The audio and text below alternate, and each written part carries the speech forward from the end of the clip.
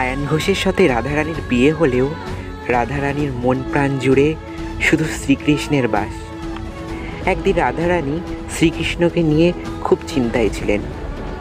হঠাৎ রাধারানীর কানে ভেসে আসে এক মধুর বাঁশির শব্দ। কৃষ্ণের সেই মধুর বাঁশির শব্দ, আমি নিশ্চয় যাব তার কাছে।